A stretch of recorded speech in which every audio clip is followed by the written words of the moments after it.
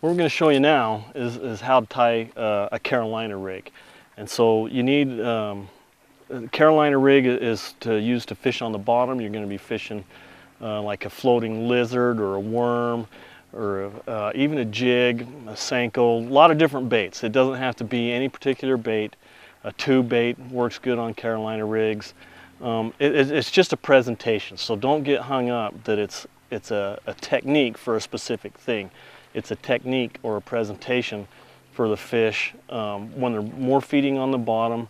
It's good for in the spring, pre-spawn stuff. A Carolina rig is also good to help you find structure on the bottom. So you're pulling your weight through and you're dragging it through mud and things like that. And then when you hit gravel or some rocks, that weight's going to tell you what the bottom composition is.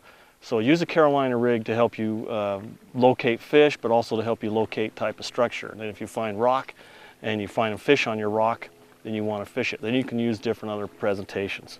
A really good barrel swivel.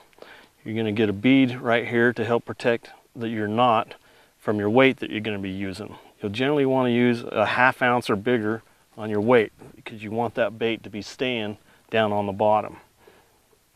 And then your hook, what you'll want to use is really just to match your bait. So if you are using a big bait, use a big hook. I generally like to use light wire hooks when I'm Carolina rigging because I want that bait to be swimming as free and as natural as possible. If you're using a small bait, go to a smaller hook. Okay, so your Carolina rig is really good. Let your weight slide up and down the line free. The bead helps protect that knot from the weight because that's a heavy weight banging on that knot, and then you won't be breaking off then your leader. Okay, and then for this Carolina rig, we're just going to use a giant 10-inch Yamamoto cut tail worm. We've got a 5/0 Gamakatsu EWG hook, light wire, red. Lots of different things here on the rigging. You can bring it just right up and right to the bend. But what I like to do, because I like that bait, this hook, to be down, there's an egg sac here on the bait.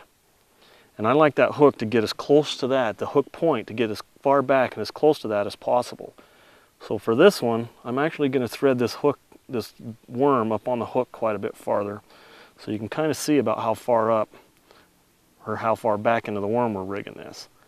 And then because we don't have to worry about a weight pushing this bait back on the hook, we've got it, quite a bit up on here. This will help keep your bait straight too. And then we're going to be burying the hook into the bait or a Texas rig on it, or hook in.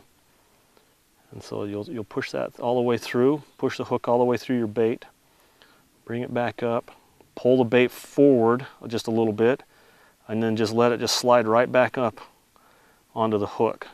This will help keep that hook weedless, but it'll allow it to do that. And then when the fish bites on it, the hook gets exposed and you'll be able to get a good hook.